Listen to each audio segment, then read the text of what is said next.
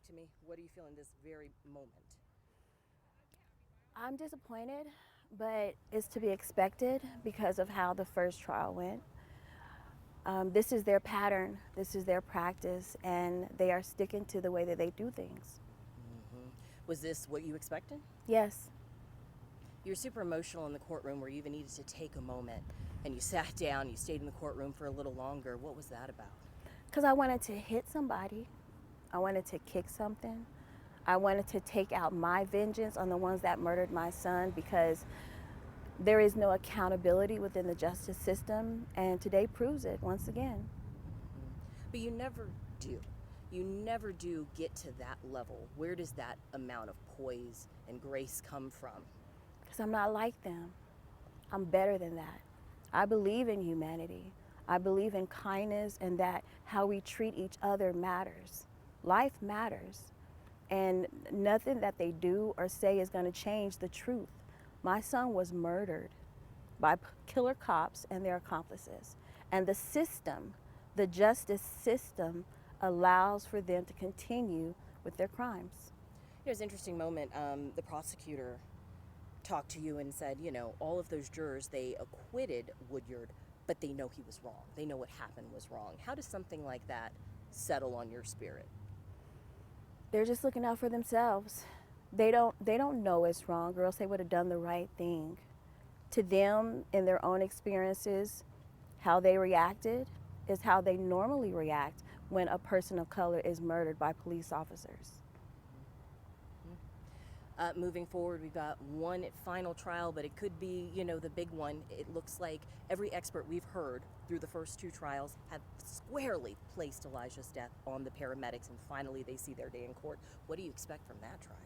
It's just unfortunate that the people that stopped my son, brutalized my son, tortured my son, get away with murder, and that they're passing on what they did to the medical professionals that still were supposed to do their job. Nobody did.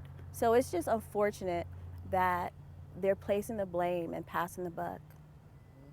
We get a split verdict. We get a not guilty. We have one more trial left to go. How do you keep going on? Can you handle this? Hoo-wee. I can handle it because Elijah was chosen and I'm called to this position. So if I allow them to change how I feel about myself, about my son, or about my purpose, then they win.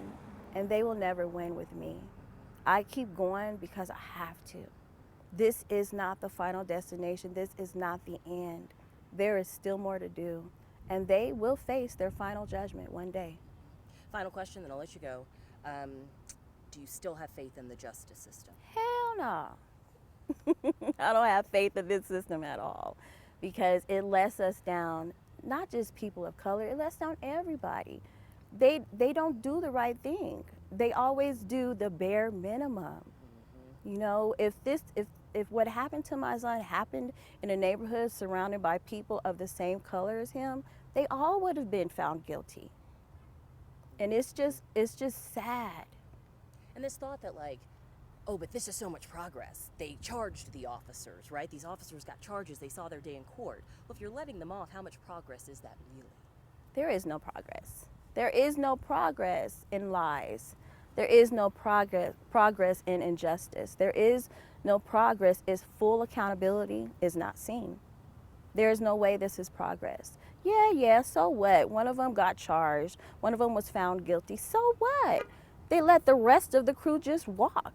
With a slap on the wrist, one of them gets to get their job back. That's not progress. That's disgusting. And if the justice system in Colorado feels this is justice, they are delusional.